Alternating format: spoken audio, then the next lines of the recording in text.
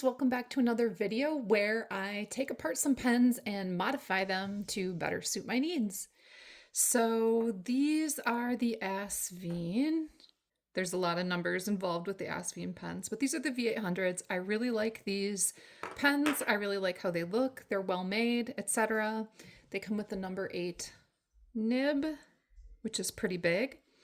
And they write beautifully. And if you get any Asvine number 8 nib, they are interchangeable with other number 8 nibs. So if you have like one of these, interchangeable. So if you have a couple of different nib sizes, medium, fine, stub, whatever, you can kind of change them around to suit your needs, which is really cool. And so the V800s, I really like them. But long story short, I absolutely detest vacuum filler pens.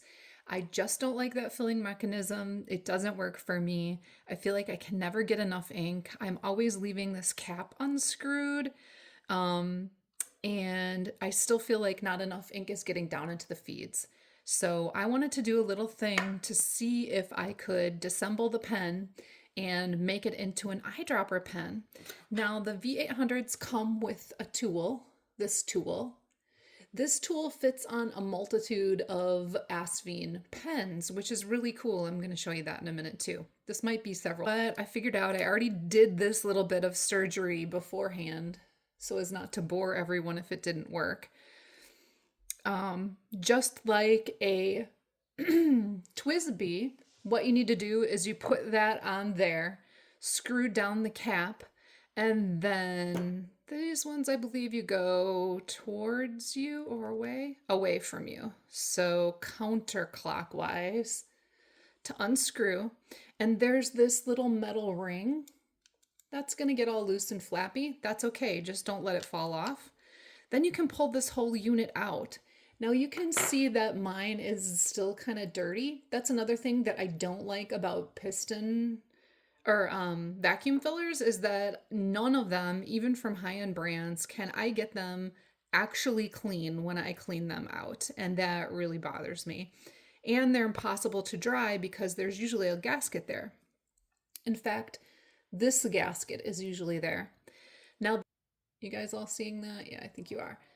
And then this one, which was on here, and it just goes on and off really, really easily. In fact, they give you some extras, which is great. So from all of these pens, I have extra gaskets, so I've got a good supply now.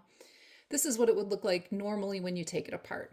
However, I'm going to take this part off. This is the gasket that does the vacuum suction. This is the gasket that shuts off flow to the pen, ink flow to the pen, so that when you travel, it doesn't blurp. So I want to keep that, but I'm going to take this off. Now, okay, so then this just goes back on here. Goes on this way.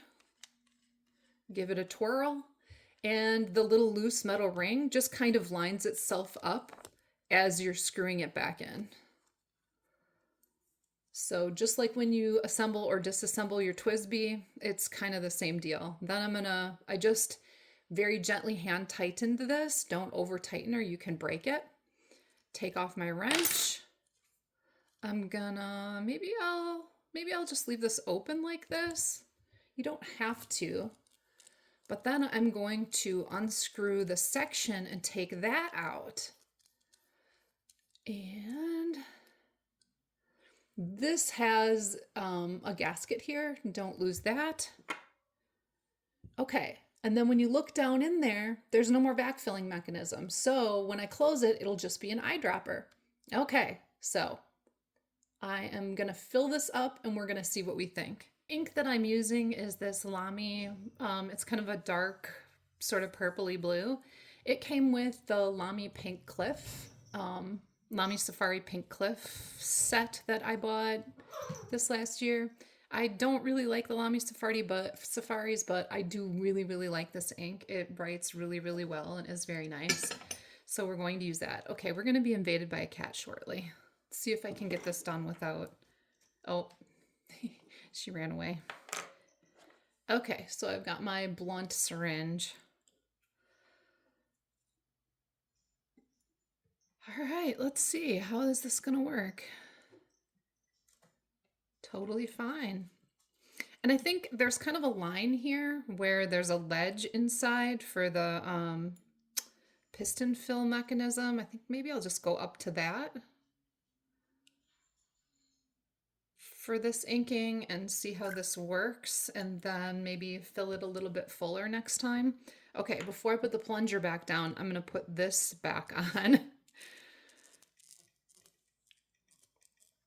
No need to shoot Lamy Pink Cliff ink all over my desk, although I have done that before.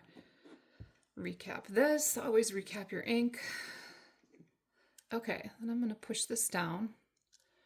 I mean, nothing is leaking, but I'm gonna leave this open while I take apart a couple more and see if I can also eyedropper them while the ink goes down into the feeds.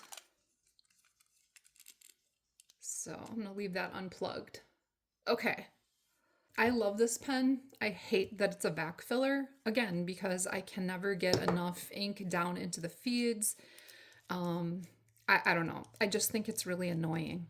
This didn't come with a wrench or gaskets or anything. This is the v126. But cleverly, Asvine, being as clever as they are, their wrench fits multiple pens. So I'm gonna put that on there. I'm firmly but gently turning the wrench away from me or counterclockwise. Let's see what happens. Oh, I should move these. I think there's a lot of water in it.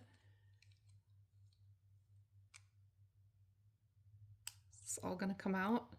Oh, it did. It all came out. Sweet. See how much water gets left in there? You can never get it out to dry it, so you actually have to take it apart. Okay, we're gonna set that over there. And then let's see, can I slip this off? I can. Ooh. And that gasket is smaller.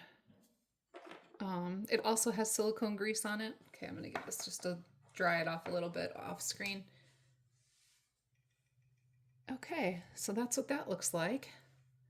I'm gonna take my Q-tip and just get the water out so that doesn't affect the ink that I put in here next. Okay. Alrighty. Let's see.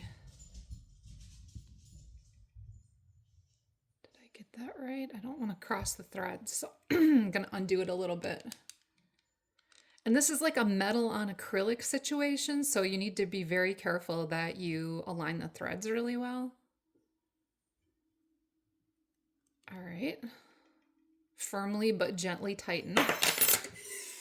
That comes off. All right.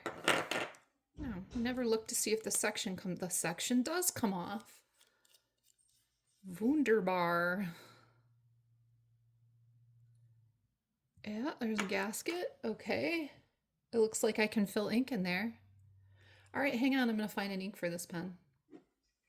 Okay, this one I'm going to use Diamine Aurora Borealis, which is one of my favorite inks. Oh, wait, I should do a little bit of this.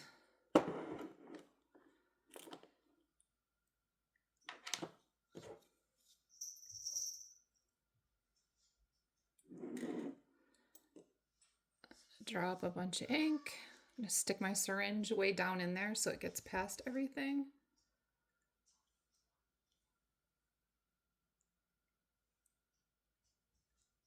It's hard to show without spilling ink, but I'm just going to go up to that little ledge that they have in there, approximately. I guess I could go all the way up. Maybe. Let's see. Let's see if that was ill-advised. Okay, now we're going to stick this back down in there. And yeah, like I think you got to leave enough room for this to go back down into the reservoir area, or you'll just get ink splurted everywhere, which is probably not a good deal. Screw that back on. There you go. I think this is going to work out. All right, we're going to pause for a second It'll be no time to you all, but I'll be back to see how they write. Okay, my v800 writes wonderfully. I don't have the flow issue at all. Asvine v800 blue. Sorry, my handwriting is bad this morning. So now I have an eyedropper with a really high ink capacity that I can just shut off if I want to throw it in my bag or if I want to take it on an airplane or something. I think that's really cool. I love Asvine v126.